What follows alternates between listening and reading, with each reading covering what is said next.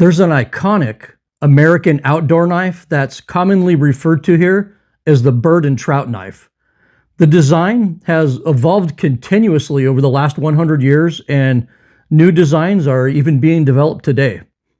The bird and trout knife is a tool that can easily breast out or clean any duck, quail, turkey, or pheasant. It's also precise and delicate enough to gut a small trout, fillet a smallmouth, or cut the cheek meat from a walleye. A proper bird and trout knife needs to be short and basically have a short, thin slicing blade on it between about 2 3/4 and 3.5 inches to perform the tasks it needs to perform. Cutting breast meat from a duck or gutting a brook trout requires a delicate blade with a small handle that's easy to control. In this video, I'll discuss an iconic outdoor knife that generations of my family have used and I still use today, the bird and trout knife.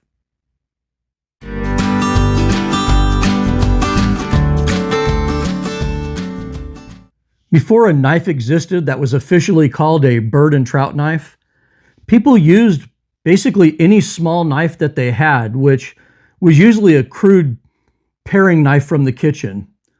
North American wildlife wasn't viewed as game for sporting purposes back then. Prior to the 20th century, it was seen as either a resource or a pest. Teddy Roosevelt changed this on a large scale, both by creating a new outdoorsman culture and by enacting laws that protected our wildlife. For the first time in America, people were hunting and fishing for fun rather than for sustenance. This was the birth of the American sportsman. Going into the 1920s, reliable shotguns and shells were available to the public on a large scale for the first time. Fishing equipment also improved drastically, and the government started stocking trout in virtually every lake and river.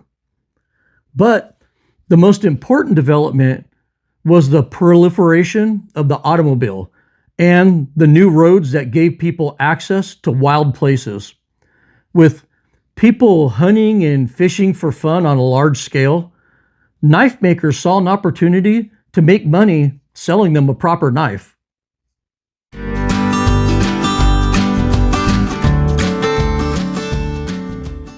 Initially, knife companies rebranded an already popular folding knife design and told outdoorsmen that they were made for birds and fish. This knife design is known as a toothpick, or sometimes called a Texas toothpick, or a switchback knife. It was already a very old design and people liked and trusted it already. Toothpicks have slender, narrow profile blades with sharp points that make them perfect for gutting trout and processing birds. This old toothpick knife right here from that era has a fish on it, letting the user know the intended purpose of this knife. Eventually, companies started putting fish scalers and hook removers on their toothpick knives, and these were very popular among outdoorsmen. And this is probably the nicest vintage example of this type of knife that I own. It's got a nice thin profile sharp blade on it, a scaler with a hook remover, and a can or bottle opener down here. And it has polished hardware on it and a beautiful pheasant painted on the scales. This is a great example of old American craftsmanship right here.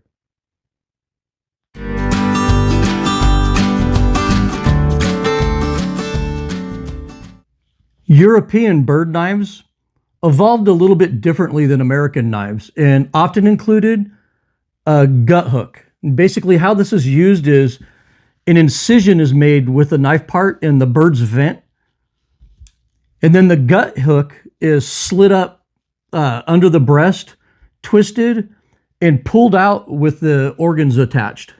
European bird hunters have a tradition of hanging birds out in the open for days to age the meat. And if the shot penetrated into the guts needed to be removed before they hung the birds, and that's what this hook was used for.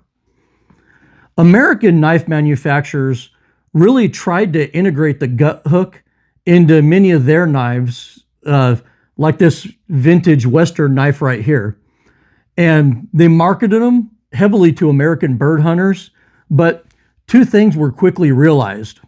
Firstly, Americans tend to process their game birds and get them in the ice chest at the end of every hunting session, so they're not sitting out that long.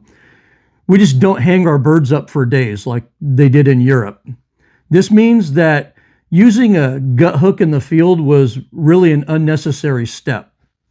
And secondly, these gut hooks honestly don't work that well. And for these reasons, the gut hook never became popular with American bird hunters.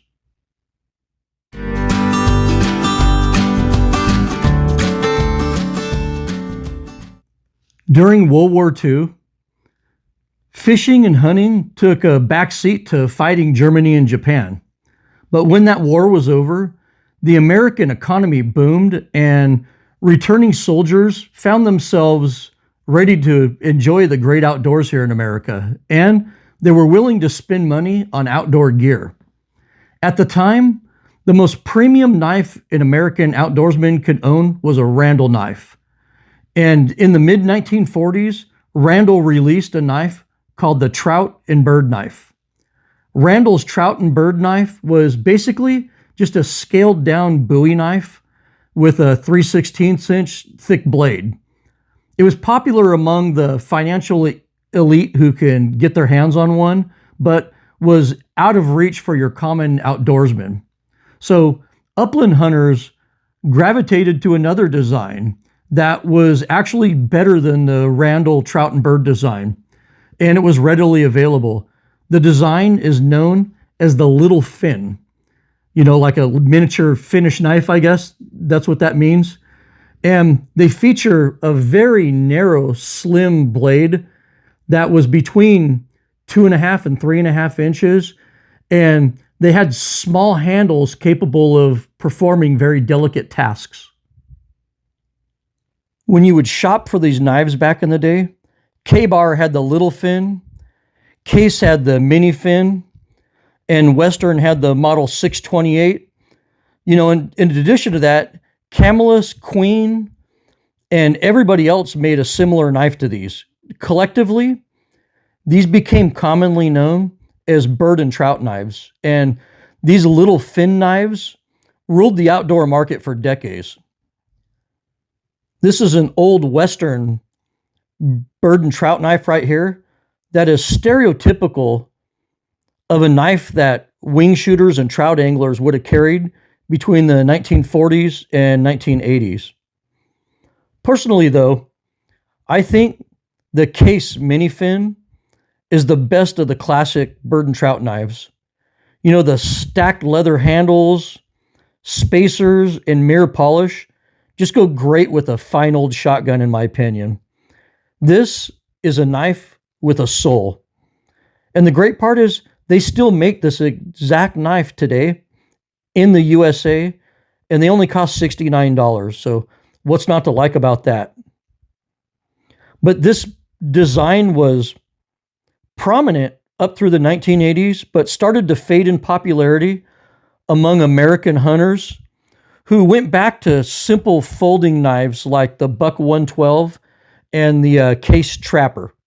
And things always seem to go full circle with trends in hunting and fishing gear, and this is an example of that.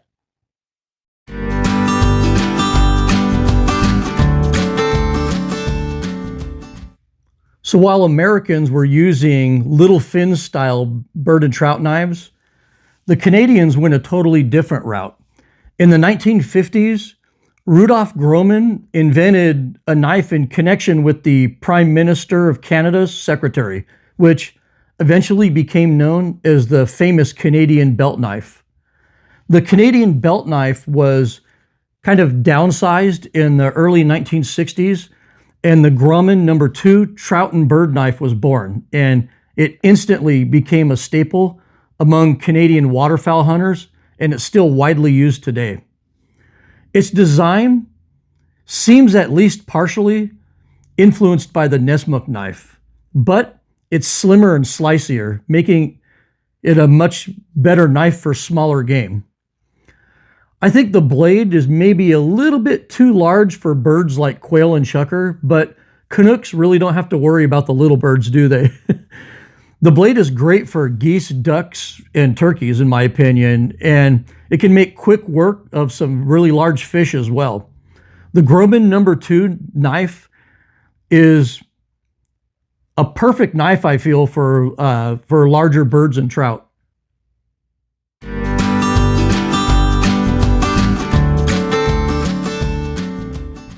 In the 2000s, uber tactical small neck knives became very popular among mall ninjas all over the United States. Somewhere along the line, this design, probably influenced by the karambit knife, became common with neck knives. One of these mall ninjas with a karambit style neck knife must have been a bird hunter or trout angler too, because they found out that a finger can fit into the finger loop, allowing you to breast and gut out birds while still holding the knife. And it's actually quite convenient when you don't have to keep dropping down and picking up your knife with dirty, bloody hands, especially while you're trying to work through a limit of birds. Cold Steel was the first one to repurpose the neck knife as a bird and trout knife, and several other companies followed suit after that. These are easy to clean and maintain, and they're pretty damn cheap as well. The problem is that these are really fragile and the handles bend very easily. Also, the handle is kind of horrible to work with, and that big ring on the end of it kind of gets in your way a little bit while you're trying to perform delicate tasks. So I personally just don't use these.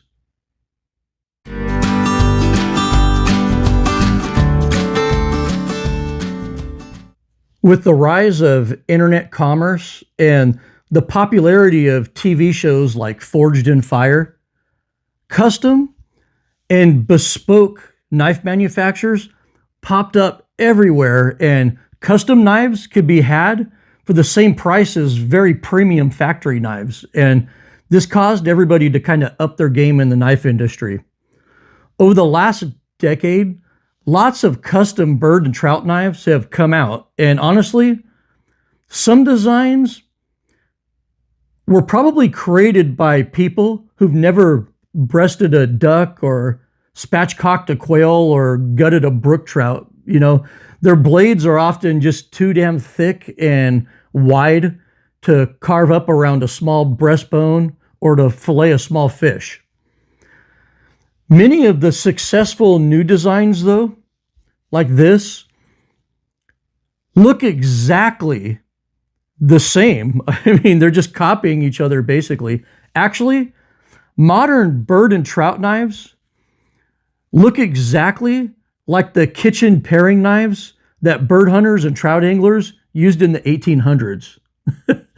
Remember how I said that everything in the hunting and fishing world always seems to go full circle?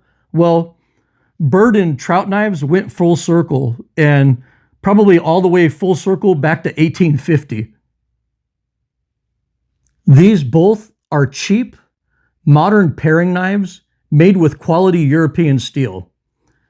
This Victorinox right here, made in Switzerland, costs $9. And, you know, it even comes in orange if you're a hunter. This German knife right here was about $30. You know, and these aren't much different than the modern paring knives that are used as expensive bird and trout knives. I mean, can you tell the difference? Looks about the same. I mean, if you really dig into it here, the Essie CR 2.5 is $140, and it's just a paring knife. The Moki Trout and Bird is $180, and it's just a paring knife. The Williams Bird knife is $180, and it's just a paring knife. The North Arms Mallard is $180, and it's just a paring knife. The Benchmade Flyway is $200, and it's just a paring knife.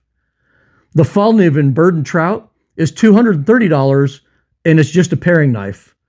The Montana Freeze Out is $275, and it's just a paring knife. The Jerry Snell Bird and Trout is $330, and it's just a paring knife. As you can see, all these modern bird and trout knives are just expensive remakes of a simple paring knife. You may like the beauty, colors, or steel on a lot of these modern high-dollar knives, but they really won't gut a trout or breast a bird out better than this $9 Victorinox paring knife will.